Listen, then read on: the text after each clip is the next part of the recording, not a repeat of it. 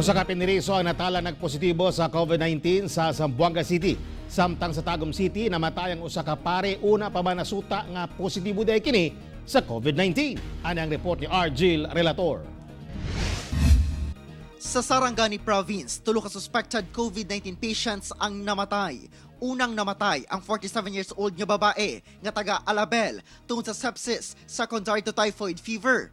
Duha usab ang namatay sa lungsod sa Maasim nga mga pulos senior citizen ug dunay pre-existing medical conditions.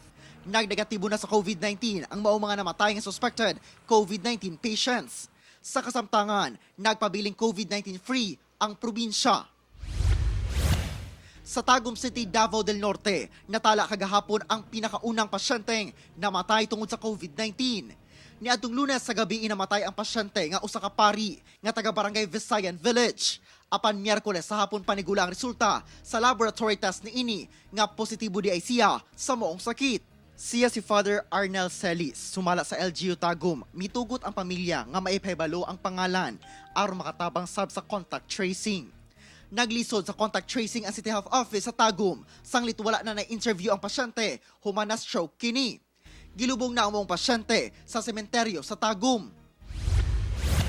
Sa Zamboanga City, nisaka na sa napulo ang kumpirmadong kaso. Human nagpositibo ang usa ka 57 years old nga lalaking person deprived of liberty sa Zamboanga City Reformatory Center. Sa Zamboanga del Sur, usasab ka 67 years old nga lalaki nga taga Pagadian City ang nagpositibo sa COVID-19. Naka-confine na sa Zamboanga del Sur Medical Center ang pasyente. Nisaka na sa siyam ang namatay ay konsiderang COVID-19 suspected ug probable cases sa probinsya. Duha ini kay pulos mga baby, 11 months ug 5 months old nga namatay niadtong Lunes ug Martes. Ginahulat pang resulta sa lab test sa mga namatayng baby. Ako si Argil Relator para sa One Mindanao.